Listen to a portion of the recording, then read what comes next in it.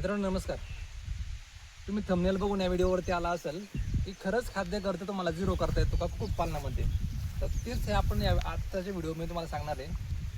तर हे तुम्ही बघू शकता हे खाली आपण मेथी घास लावलेला आहे. ठीक आहे. त्याच्यानंतर हे तुम्ही पुढच्या बाजूला बघू शकता माझ्या उजव्या हाताला हा जो आहे हा पालक लावलेला आहे. ठीक आहे. तर त्याच्यानंतर समोर तुम्ही बघू शकता हत्ती घास लावलेला आहे खाली आपल्या सीताफळाच्या बागेमध्ये.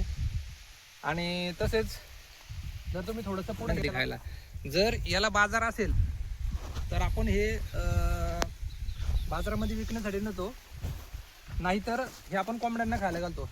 तसंच हे बाजूला बघू शकता इथं कोथिंबीर आहे. त्याच्यानंतर ही आंबाडी लावलेली आहे. सेम आहे, 3 वाफ्यामध्ये आंबाडी. आणि ह्याच वाफ्यामध्ये थोडंसं पुढे गेलं की शेपूची लागवड केलेली आहे खाली. चला तुम्हाला दुसऱ्या प्लॉटमध्ये दाखवतो काय लावलेलं आहे नक्की.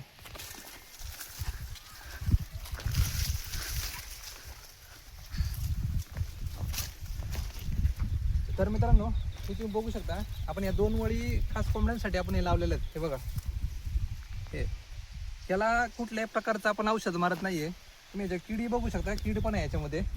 तर जितकं तुम्ही कोंबड्यांना चांगले हेल्दी खायला जाणार तितक्या तुमच्या कोंबड्या हेल्दी राहणार आणि अंड्याची प्रोडक्टिव्हिटी तुम्हाला चांगली भेटणार. हे बघा ही कीड आहे, ह्या टोमॅटोला कीड लागलेली आहे तरी पण आपण औषध मारलेलं नाही. जे काय ते ऑर्गॅनिक आपण खास कोंबड्यांसाठी पिकवलेले आहे. आणि हा जो प्लॉट तुम्हाला हे 2 सारे तुम्हाला जे मोकळे दिसत, तर याच्यामध्ये अगोदर आपण पालक लावला होता. आता तो पालक पूर्ण सारा मोकळा करून आता परत ह्याच्यामध्ये पालक लावणार आहे त्यांना खाण्यासाठी.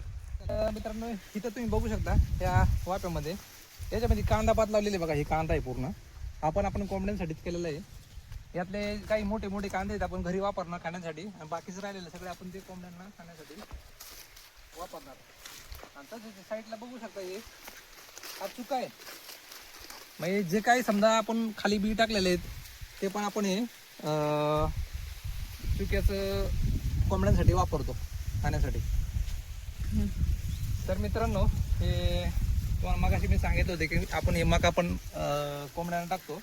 तर हा जो पूर्ण प्लॉट आहे हा फक्त कोंबड्यांसाठी नाही आहे. तर आपल्याकडे गाया पण असल्यामुळं आपण ही मका केलेली आहे. पण ही मका आपण कुट्टी करून ही कोंबड्यांना टाकतो. तर तुम्ही बघू शकता ह्या मकाला आता कंस लागलेली. हे बघा, तरी तुम्ही याला कंस मी ही फोडून दाखवतो. हे बघा याच्यामध्ये दाणे आहेत कंसामध्ये. हे कंसाला पूर्ण दाणे लागले. हे बघा. तर ह्याने काय होतं ही कुट्टीमध्ये ही पूर्ण बारीक होऊन आपण हे कोंबड्यांना टाकतो. आणि याचा दुहेरी फायदा होतोय. कोंबड्या याच्या पालाही खात्यात आणि कुट्टीसोबत जी मका बरडून जाते ही कंस, तर हे बी खात्यात. बघू शकता हे केळीचे झाड आहेत. एक साधारण 4-5 फूट आहेत केळीची. आणि त्याच्या बाजूला पपईचं झाड आहे ते मोठं.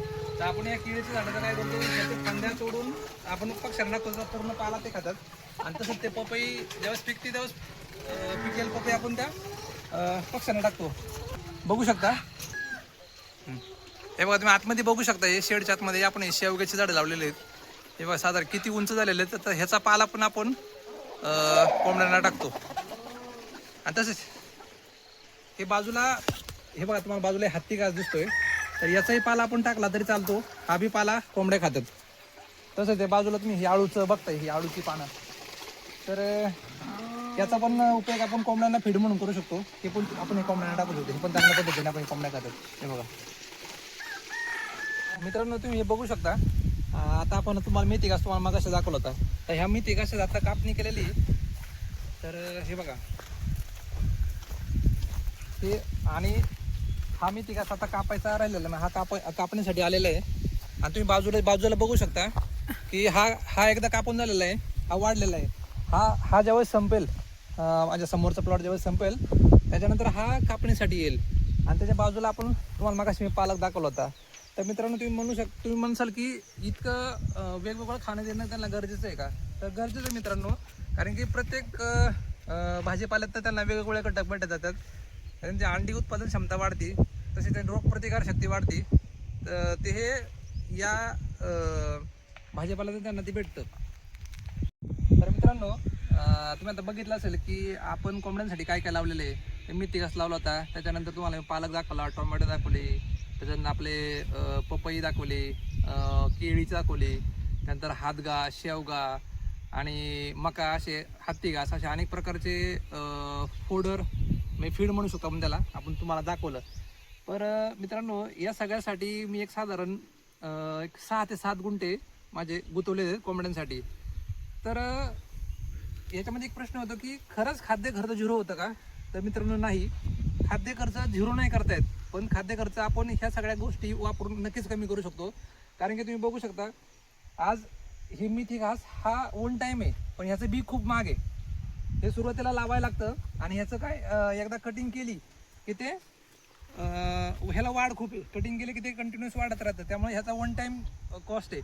त्याच्यानंतर तुम्ही पालक झाला, पालकाला पण आपण त्याचे एकदा लावला पालक, त्याला बीला खर्च आपल्याला येतो. तर पालक एकदा लावला की त्याच्यातून आपण 2दा ते 3दा कापणी करू शकतो.